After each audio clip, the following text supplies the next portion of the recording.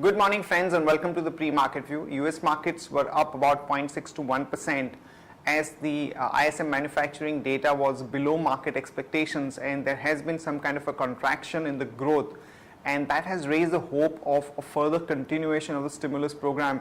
As we all know that for the past few days there has been some amount of debate about how long this QE3 or stimulus would continue, and the focus has shifted to the economic data points as the market is fixated with that. And now that some of the economic data points have not been that positive, there is a feel that probably the Fed would continue with this economic stimulus. European markets were down about 0.5 to almost about 1%, though the manufacturing data points that came out were slightly better than market expectations. And when we look at the Asian markets today morning, Japan is a little volatile, and now currently it's up about 0.6 to 0.7%, but we have seen a huge amount of volatility in the Japanese markets for the past few trading sessions, and one of the major reasons for this is that the yen is actually strengthening against the dollar, and as against the lowest point of 103 to 104, currently it's quoting at about 99.5, and that is causing a lot of turbulence in the currency markets and equity markets as well. Most of the other Asian markets are marginally down, Hang Seng and China, etc. Talking about flows, friends, not much of an action in the cash market. FIs were net sellers in the cash market to the tune of 87 crore, and the DIIs were net sellers to the tune of about 73 odd crore. But in the index futures, FIs were net sellers to the tune of almost about 1074 crore. So for the past 2 or 3 trading sessions, we're seeing that the selling in the index future has intensified of more than 1000 crore, which is definitely negative for the market sentiment as a whole. Our markets also have been languishing for the past 2-3 days, and they are quoting below 5960 odd level, which is definitely unnerving. And most of the technical analysts put the important levels around 5940 and to some extent about 5900. But looking at the kind of positions that we have seen in the option side, where a huge amount of call writing has happened and some kind of a build-up has been seen on the put side around 57 and 5800 strike, there is a feel that the market undertone is likely to remain bearish. On that note, let me invite Sadhna to take us through important F&O cues, data and strategies that we can have in the F&O markets. Good morning friends, let's have a view on derivatives.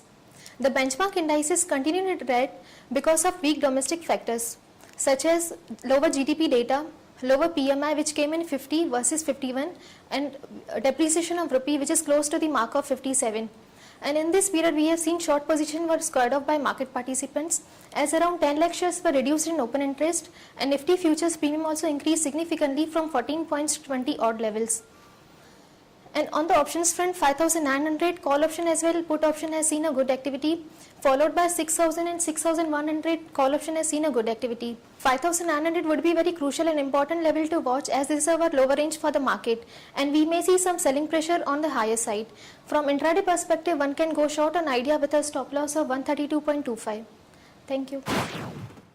Here are the important news and events that we are tracking today. First of all, RBI has come up with guidelines for setting up new banks or banking licenses, wherein the key features are like this: the corporates and public sector entities with the sound credentials and a minimum track record of about 10 years could enter the banking business.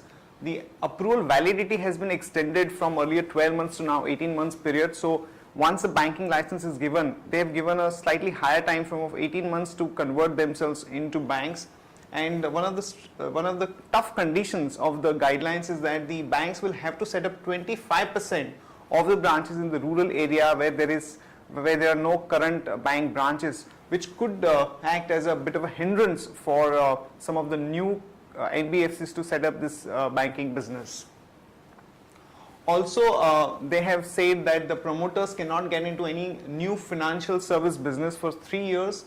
And here RBI is going to be selective about who they grant the banking license.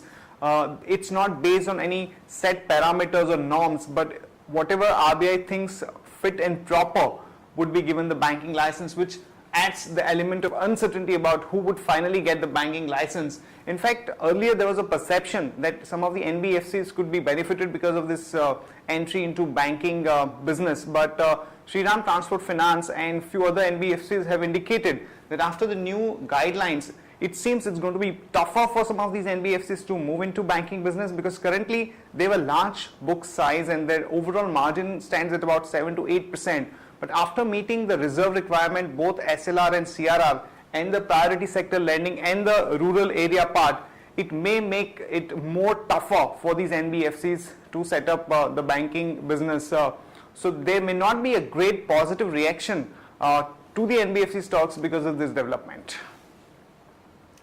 Idea Cellular is in talks with Axiata of Malaysia for selling of the tower business, but they are not able to arrive at the valuation per se, and this particular money is being raised for their capex and the license renewal part.